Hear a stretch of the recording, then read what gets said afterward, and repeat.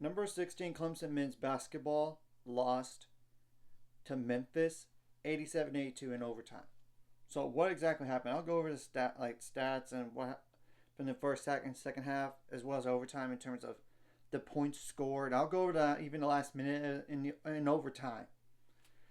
Then I will go over the next 5 games for both of these teams. And this is a good bounce back win for Memphis. They needed it after a double-digit loss to Arkansas State at home. And this game was actually started at 10 a.m. Central Time. So Memphis scored 33 points in the first half, while Clemson scored 32. Second half, obviously, these two teams went to overtime. So 39 points for Memphis and 40 points for Clemson. I will say, Clemson did not get one more stop at the very end of the game to allow a tie score to happen. They did have a chance to go for the win, and they couldn't make the shot. So that's painful when you think about that. In overtime, Memphis scored 15 points while Clemson scored 10. That's why there's more to the game than that.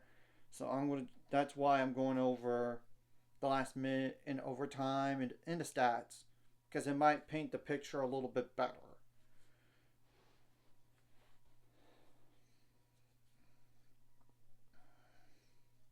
So around 58 seconds left, Tyrese Hunter from Memphis made a three, assisted by PJ Haggerty, to give them an 83-81 lead.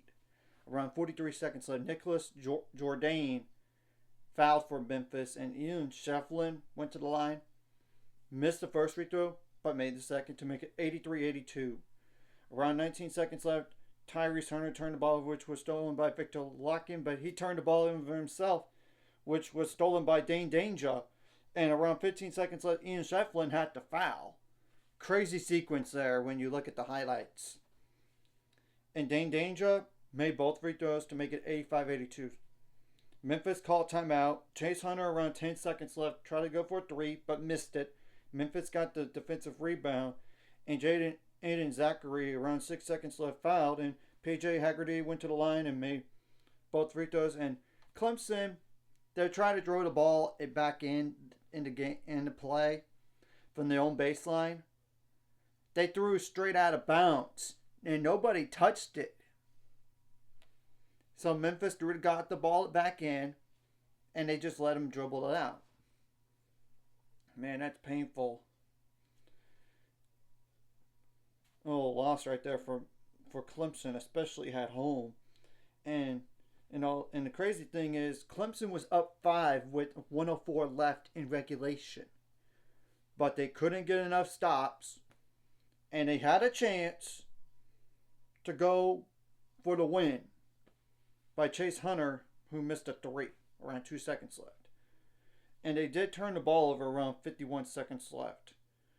So that really didn't help their cause, because they could ran that clock down more and take a good shot, and hopefully they can make it, and then they could seal the game essentially.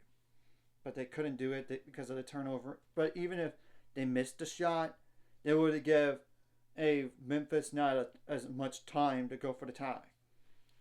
I mean, making them feel a little bit pressure. Okay, anyway, I'm going to go over the stats now. And this is based on percentages, so this could have been really good defense, and they still made the shot. I mean, so Clemson did shoot the ball good, 44.8% from the field on 67 attempts, 32.3% on threes on 31 attempts, 80% on free throws on 15 attempts, 33 rebounds, 12 of those offensive, 16 assists, 6 steals, 3 blocks, 13 turnovers, 16 fouls. How many points off the bench? 2 plus 2, that's 4 plus 10, that's 14 points.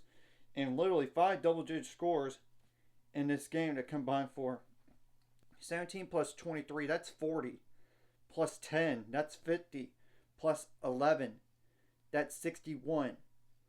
Plus 17, that's 78 points. Wow. And they still lost. That's painful. Now, Memphis had 13 bench points and 4 double-digit scores that combined for 4K. 11 plus 12, that's 23. Plus 23, that's 46. Plus 22, that's 68. And they did have 2 players in this game that scored 6 or more points that combined for 17. I mean, 9 plus 8. and they shot the ball better than Clemson. 51.7% from the field on 60 attempts, 48% on threes on 25 attempts, 76.5% on free throws on 17 attempts, 34 rebounds, 10 of those offensive, 17 assists, 7 steals, 5 blocks, 16 turns, 16 fouls. I'm going to go like points out turnovers, fast break points, and points in the paint. And points out turnovers actually favor Clemson, but it's only by a 2-point difference, 23-21. Fast break points did favor Memphis 10-3, and points in the paint did favor Clemson 32-26. So what do these two teams have going forward in the next 5 games?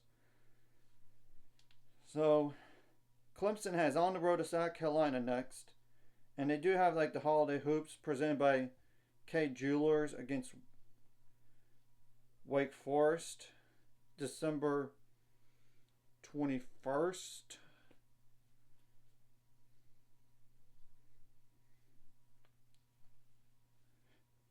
And then like you got Stanford on January 1st at home. Then you got Cal at home January 4th, and January 7th is on the road to Louisville. And I'm pretty sure that Holiday Hoops presented by K Jewelers is just a 1-game stand. I would think so.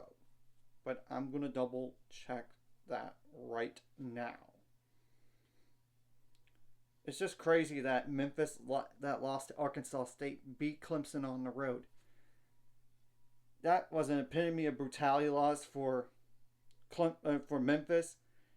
Now they beat Clemson on the road. That's anarchy, to say the least. That's what John Rothstein would say when you lose, when a team lost to somebody that they shouldn't, but then they won a falling opponent against a ranked team. I mean,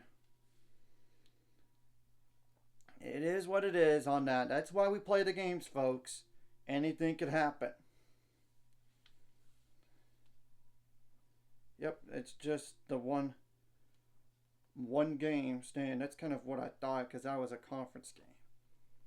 Anyway, what does Memphis have the next 5 games?